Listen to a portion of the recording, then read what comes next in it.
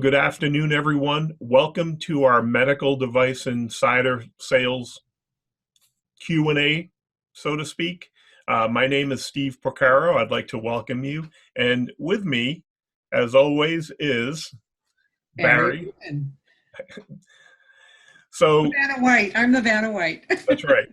There's not really much to turn over, but you never know. We may have a talk show someday where we are turning over and playing for prizes. But right now, our goal is to share some information to members of our group, people who are joining the groups, want to network or ask questions about LinkedIn. Um, what we're doing today, we're starting off with a quick discussion on some LinkedIn strategies of some of the questions we get when people are joining groups.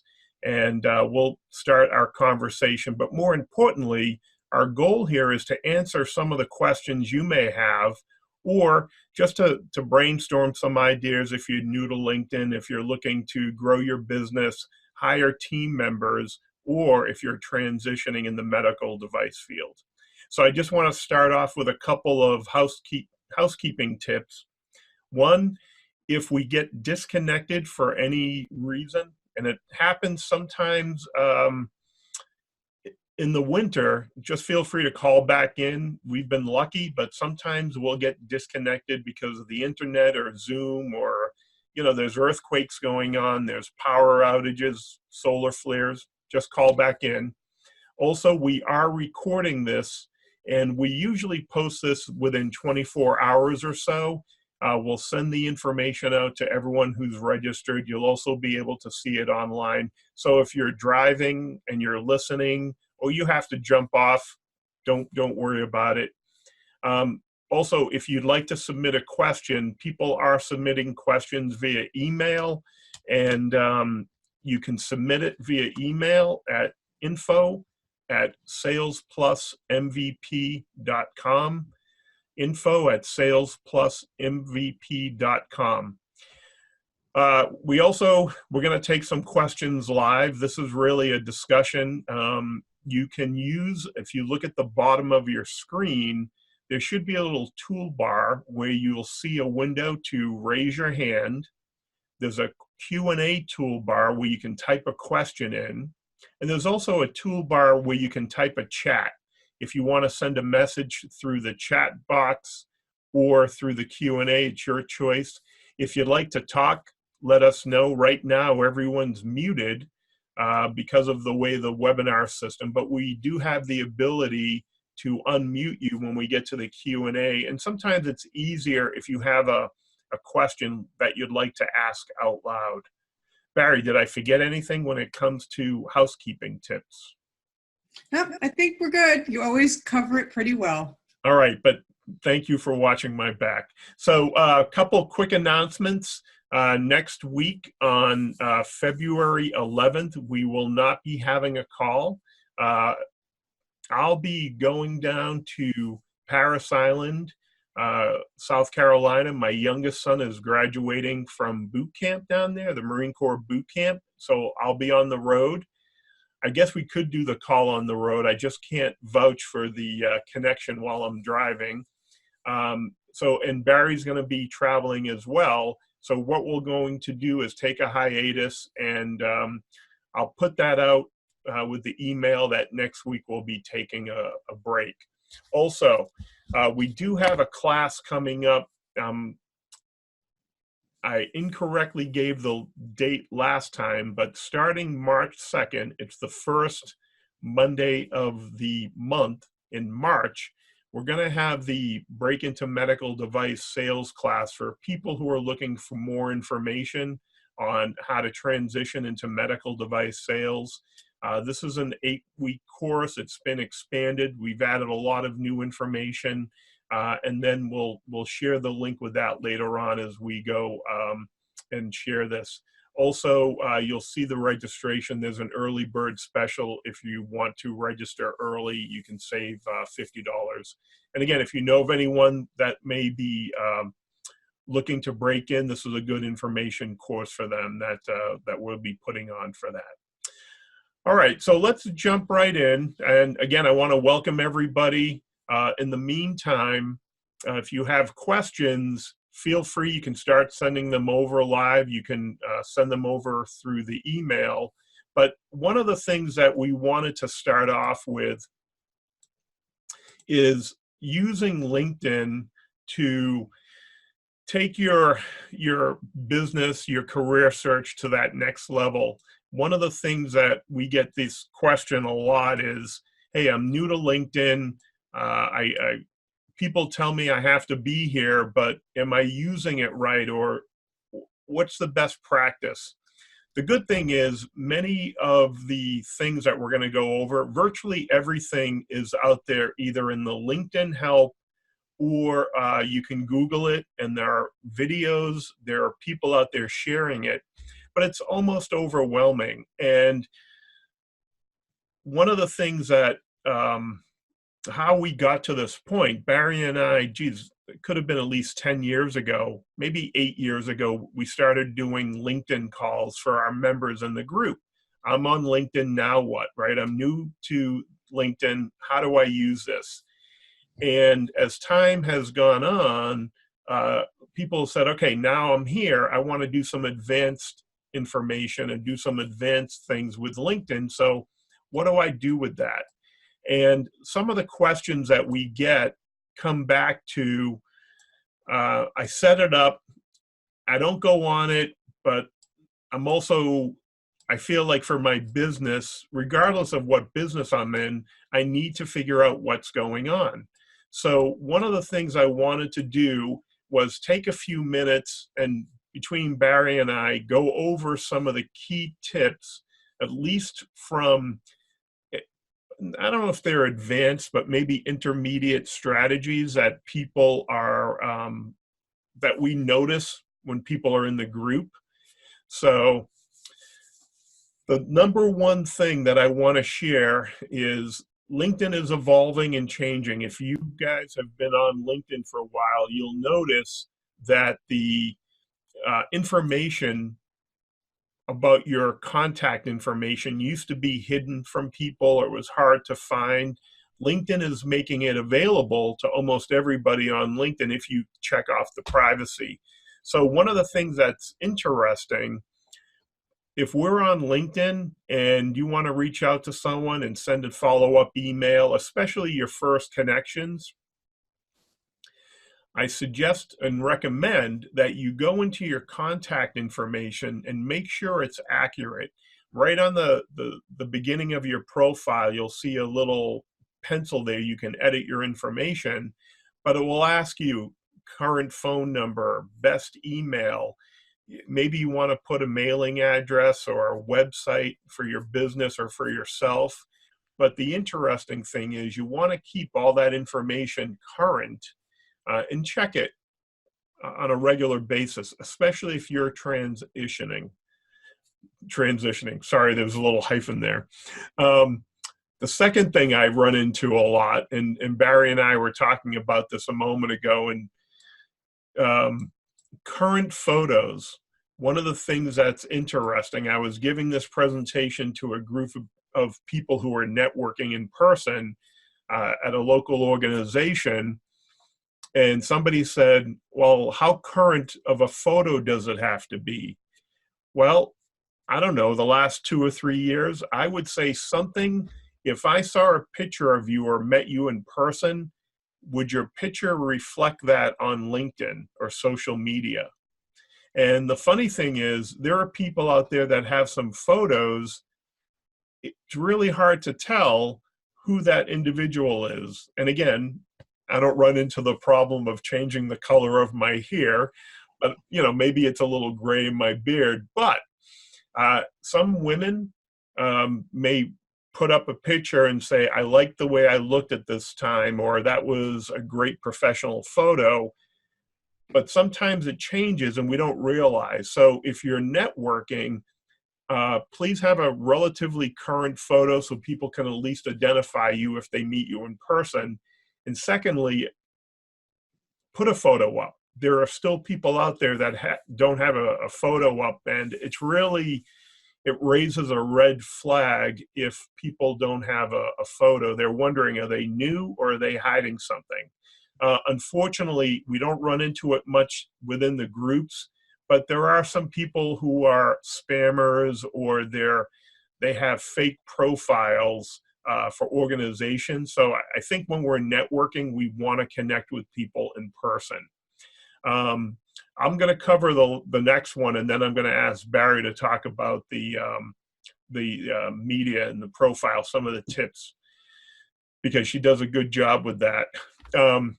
The other one is creative title and descriptive title on your profile. It's very interesting, and this again is a moving target. If you're moving into a sales position, if you're running a company, and it's very easy to fall into, hey, this is what I do. I'm a CEO, I'm the president, I'm a sales professional. Sometimes it can be very simple, but it has to be easy so a 3-year-old and an 83-year-old can read your title / description and understand what you do and who you do it for. Now, I'm not going to lie to you, it's evolving. Barry and I, again, we joke about this all the time because of the type of work we do. Sometimes people will misinterpret the type of work we do or misunderstand it if they're coming from a different industry or profession. Again, I think the 80-20 rule is a good place to start. You want to be able to clarify your title so most of the people that you run into will understand who and what you do it for. But again, this can be a whole topic. I think what happens is, and again, from Barry and I's, at least where we're coming from, there are people who would like to join some of the medical device groups, and what they'll have on their title is, they'll have a description. We'll have no idea what their field is, what the relevance of is to medical device. Are they in sales? Or what type of business they're in? So you want to at least have some basic information and give people an idea, but try to step back and be objective about that. All right, Barry, you ready to talk about the media, please? Absolutely. This was a great advancement in the infrastructure on LinkedIn. A couple of probably maybe 3 years ago, when you edit your profile, most people set up their LinkedIn account and left it. So if you haven't visited your About section of your profile, you may not be aware that we now have the ability to post not only links to external websites. If you're, graphic design and you've got samples of your work, you can also post videos, photos, documents, articles, you name it. There's a whole section at the bottom, and it gives you the options of what you can put in there. And a really interesting use of that space is if you create a welcome video where you quickly get on camera in a nice professional outfit with a plain background and just tell people your name, what you do, what you'd like to do, an interesting story of something that you want to be your calling card, and your unique value proposition, your elevator pitch. It gives people a chance to hear you speak, see your personality in action, and give them a little bit more information. So I think that's a great use of the extra functions that LinkedIn has provided for us. So if you have articles that you've written or articles of interest to other people that you want permanently on your LinkedIn profile, and you want a robust presence, then make sure you've got a complete summary and add some of those extra media pieces to your About, because people do read your profile. They used to say you only have 30 seconds to make a good first impression. This is those 30 seconds. And it can do a lot more for you than just, the black and white on a resume. Even though people have been using those newfangled resume approaches with graphs and pictures and pie charts, the video and the attachments make the LinkedIn real estate much more valuable. All right, thank you, Barry. So the interesting thing here, this is a great opportunity to expand your profile and to add some depth to that. One of the things, if you're working for an organization, you can also use the LinkedIn profile to talk about different services and products that you sell using the media, but you can also add sub areas. You can, and again, this is one of these things where you want to explore what's the best way to use it for you, but you can add a lot of material under each one of your headings for your positions and your roles as you go through. And again, this is a double-edged sword. On one hand, when we're on LinkedIn, we want to network and we say, how much information do I want to share with people? And I've seen people with very minimal profiles, and I've seen other people that have very strong, robust profiles. It adds an extra new facet to your marketing and website, whether you're running your own business or you're representing a company. And again, it's not right or wrong. It's how do you separate yourself from the competition? If you're transitioning, this is a personal branding issue. If you're selling a product and a service, you're assisting your marketing potential, especially if you're using LinkedIn to grow your business. So you can certainly, again, all you have to do is go out there and look at what your competition's doing. You can look at best practices. You can look for similar products and services, and you can figure out how to best create this really recipe for success based on what you're trying to do. The other thing that I think we fall into this on occasion, if things change, your role changes, you're not getting the response, your about section, your summary, is a good place to expand that information a little bit. Again, I've seen people with a minimal 2 or 3 sentences. This is what I do. This is who I did it for. Boom, that's straight. The point is, if we're sharing information on LinkedIn, we're trying to tell our story and weave the parts of our career, our business, everything we do, our volunteer experiences into a nice story that's well-rounded. And if you think about LinkedIn, there's a volunteer section, there's special projects, there's training, there's school. If you're talking to people, and we'll talk about that next time, it's easy to have a discussion with them. And I like to use LinkedIn to schedule phone calls to be able to say, hey, jump down to the volunteer section, or I want to ask you a question because I noticed something. I think we have a similar background, alumni, schools, training, all types of things. So take some time to step back and critically be objective, or get someone you know, like, and trust to have them look at your profile and say, am I missing something? Can I do something slightly different? The last thing, and this is, and then I'm going to turn it over to Barry because she brought up a good point about commenting and posting, but I want to close with at least my section, asking for recommendations, giving and asking. And again, depending on the type of business you're in, most of us have provided service or support in our professional career, and we've had people that provided services for us. And it's one of these things that if you're selling a product or a service, or you're looking for references, it's always nice when other people can give a third party or an objective review of the type of support or how you help serve them. It's interesting. There are people out there well established that don't have any recommendations, and I'll look at their profile and I'm thinking, boy, this person has a great background, has a great professional career, but I almost feel like if there's nobody writing anything, is it too good to be true? Or can somebody that you worked with, it's hard to be out there for 20 years and not have someone give you a recommendation.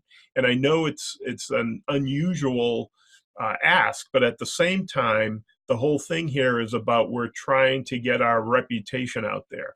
For those people who are running a business or write reviews, many people are on Google and they'll write restaurant reviews, or they'll go to Amazon and buy a product and a service and they'll write about it, not a problem. But if we're doing something on LinkedIn, how come we're not using the reviews or the testimonials the way we should or could? And again, personal preference, but I think there's a lot to be gained by asking and giving testimonials. All right, so I'm going to turn it over to Barry, and then we're going to open up the Q&A. So Barry, you had a good suggestion that I think it's important that you share with the group this morning. Absolutely.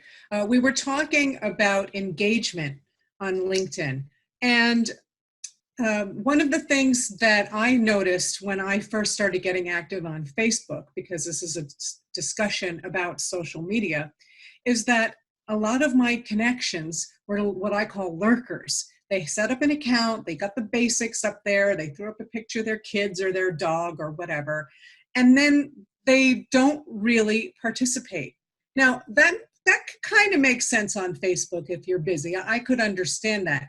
But LinkedIn is a professional networking site. So if you're not engaging, you're missing out. And LinkedIn, in its desire to become more ubiquitous, added a lot of Facebook-like features. For example, the like button. And so people got into the habit of just hitting the like button on LinkedIn. And that's not really engagement. And when people want to share information or make themselves more visible, that LinkedIn algorithm prefers comments over emojis. And it actually ranks comments based on how informative, how insightful, or how thorough they are. If you say, hey, nice post, the algorithm barely picks that up. But if you answer somebody's status update or make an observation about a discussion they started and have some nice input, not only does it help the person that you're commenting on, but it helps you too, because a lot of people take a few minutes a day to really dive into LinkedIn, and they're looking for people, or they're trying to find like-minded professionals in their industry. And you can position yourself as an expert on somebody else's posts, and that's how people can find you. And if all you're ever doing is liking, nobody ever opens it up to see who liked the post. They just say, oh, it has 15 likes, great, or it's 100 likes or 200 likes. Likes are not currency on LinkedIn. Comments, discussions, thoughtful posts, shared articles, whether it's one that you wrote or one that you want to share with other people, those are the types of engagement that create more engagement. And that's a really smart way to use LinkedIn. And I always get on my soapbox about this, because there's nothing worse than connecting to somebody that you thought you could have a great exchange with, or that you saw as a mentor, and you're looking forward to reading things that they've written, and they're a lurker. So I strongly encourage people to up their engagement game on LinkedIn, because that's where it's at. All right, thank you, Barry. And again, I think, again, with a grain of salt, it depends on your business. And we just got a question, thanks, Pamela, for that question about giving recommendations. And I apologize if I misspoke. I didn't mean to say you give recommendations to our competition. I think you want to give recommendations to people who provide services for you. And also you want to ask for recommendations from people that you've served. If you were able to provide a product or a service and you met or exceeded their expectations, or you helped them solve a very difficult problem, and they say, you know what, people have been asking us for years to or been offering to help us, and you're the first person to be able to help us. Above and beyond, sometimes the call of duty is very helpful. But yeah, I don't think competition or referring your competition is the way to go. So if I misspoke, I apologize. But the second part of Pamela's question is very interesting. Um, our customers will really post a recommendation because they're showing their hand in a long sales cycle. It's interesting you say that, because one of the questions we got about using LinkedIn is, if I'm asking for, this is for somebody who is transitioning and they were looking to move on to another position, and they're trying to do it without their company knowing about it. So it's interesting. On one hand, you're working for one organization, you may be looking at another opportunity, and you're thinking, geez, I really don't have any referrals, testimonials. So one of the things that you want to do, and I fall into this boat too, and Barry and I sometimes fall into this, some of our clients don't give us recommendations because they don't want people to know that they're working with somebody, with a coaching training company, or getting executive or business coaching or career coaching.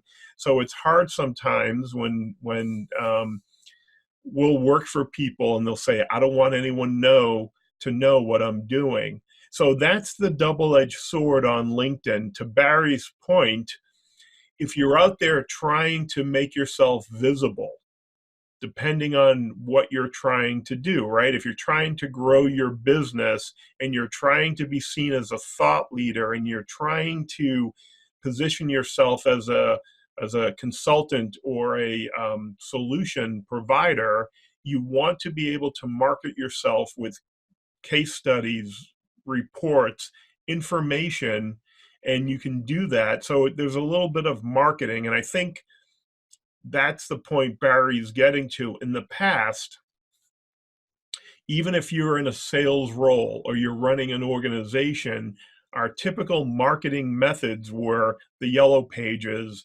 newspaper, cable TV, industry magazines. Now, with the website over the last 20 years, excuse me, we almost have to, as an individual, almost go out there and market our solutions to buttress our company. And this is where we have to figure out how to bring that and dovetail that so it's a smooth process. If you're transitioning, again, you want to show your expertise, you want to show your experience, you want to show your value. So I think it's a fine line, but again, one size doesn't fit all. You take everything that you can possibly do on LinkedIn and say, what's the one thing or the best thing that you can do to help your business, help your team, or help yourself today, right? Your career or your business using social media. We're all here. It's a great tool. It's mostly free. What can I do to leverage that? And that's really why we're trying to have that discussion. All right, so open it up to another question. And thank you, Pamela, for that. And if you'd like to talk about that a little bit more, shoot me an email. We can discuss it offline. I'm sure there are a lot of nuances to that. I wish we could answer everything in the time allotted. Sometimes these questions are pretty gray. There's a lot of gray areas on that. But if you have a question, Barry and I are more than willing and helpful to take it offline. All right. Other people want to share a question that, or anything about LinkedIn, about the medical device industry while we're here, anything that we can share that we've gleaned over the last 10 years in the group. Or we can talk about orthopedics, my second favorite topic. It is funny, we were talking about, yep, Nate, yep, if you want to turn your microphone, we can get that on in a moment. The interesting thing is, people were talking about orthopedics. Somebody had some sports medicine. And I said, well, geez, I spent 5 years selling sports medicine equipment. It was a very interesting journey, and I love that. Very good elective surgery. All right, Nate, I think you're on. How are you doing today?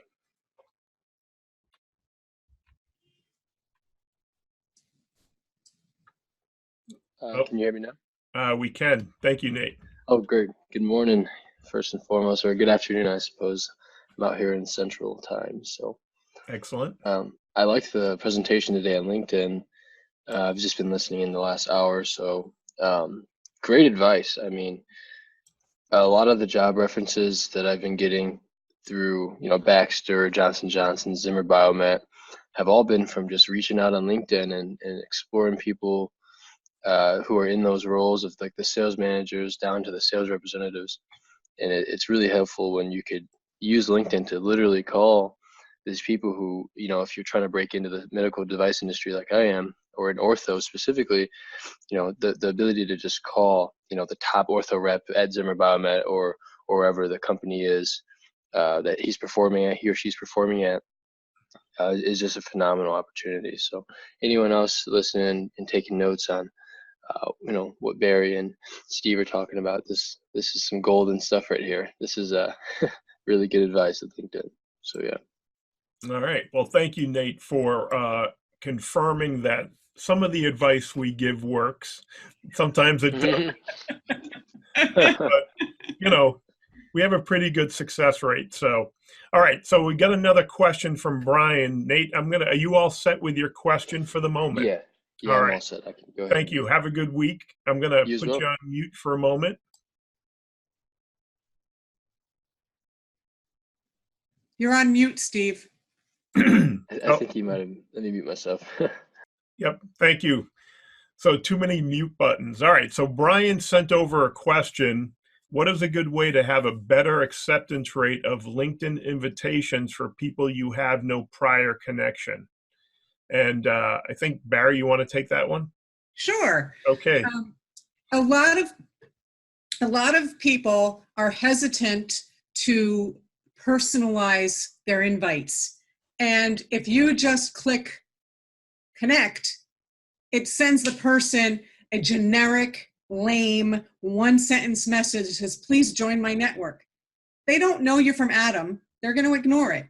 And if there's someone who's not on LinkedIn very often, their connection requests may pile up, and they're all those generic requests. The key to getting people that you don't know to accept your connection request is to visit their profile, use the 3 dots, and select personalize invite. Don't go to the people you may know and just hit the button, because that's how the generic one pops out. If you see someone that it looks like you may want to connect to them, go to their profile, hit the 3 dots, use personalized invite, and send them a very thoughtful message explaining why you would like to connect. If it's because you're just looking for information and they're an expert in their field, you may want to, put the feather in their cap and say, I respect your opinion, or you're a thought leader in your industry, and present your case of why you would like them to connect to you. And most of the time, people will accept. The key is sending a note. Yep. And I just want to, again, reinforce Barry's, and that's a great suggestion. The key phrase is, if you're looking to connect with people, ask them for their advice and counsel. It's non-threatening. You're asking for their help. And the other thing is, if it's part of the medical device groups, you can tell them, Steve Porcaro and the owner and Barry Rubin, the manager, suggested that I reach out to people. And, we're looking to network, and they suggested I contact you because you are an expert in the industry or you have a similar background. And then that way we can take the heat. But the truth is, we're here to network, and most people will reach out and accept your invitation if you're truly there to network. Part of it is, like a lot of things on social media, people will connect with you and you don't know why they're connecting. But if you explain yourself, most people will be very helpful. Is that, Brian, have you done that in the past? Have you had some success with that, or what type of success have you had?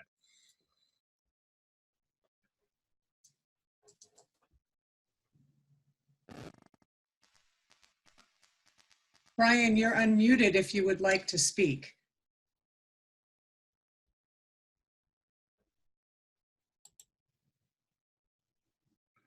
Seems to be a problem on my computer side of things. There we go. We can hear you. There we go. You. Yeah. Sometimes I've had pretty good success with it. I'm just looking for a better way to be able to frame the initial invitation to somebody. So I think the point of trying to find something in maybe an article they wrote or something similar to what you're looking for in conversation with them is probably a good way. But there's been probably like a 30-40% success rate with the people that I am trying to connect with. The ones that I have been very helpful, and it's been very good to be able to get opinion on what's going on in that particular field. It's just always looking to get better. Yep. No, and you bring up a good point, but if that was a batting average, that's pretty good. There, you know, Agreed. 300 to 400. And I think, and it's funny, you know, we talk about this on a regular basis, right? Where is social media? When this started, really 11 years ago now, we're looking at, or it started really busting out, getting an invitation was exciting, right? Oh, these are people I know, you know, the more people I connect to. But over time, that the newness of it wears off, and we realize we want quality connections, and it's important. So again, this is a moving target. If you can, especially if they write articles and you say, hey, I read your article, I'd love to discuss this point, or I'd love to get your advice and counsel. I think it's very easier today. In the big, we joke about, or at least I did, right? Not connecting to mutants, right? Who are some of these people out there? Because we don't know, right? As a woman, Barry would get inappropriate, unprofessional. My wife would get them, and she goes, here I am on LinkedIn doing my thing, and I would get these inappropriate connection requests. And sometimes on LinkedIn, we get those, few and far between, but LinkedIn is out there, and there are a lot of people who are pushing and getting pushy with some of that. So I think if you're a real person and you want to have a conversation, I think that's a good way to approach it. So please let us know how it works out. And if you find the secret sauce or recipe, pass it along. We'll share it with everyone. Will do. Thank you. All right. Other questions that we can at least bounce around before we wrap it up?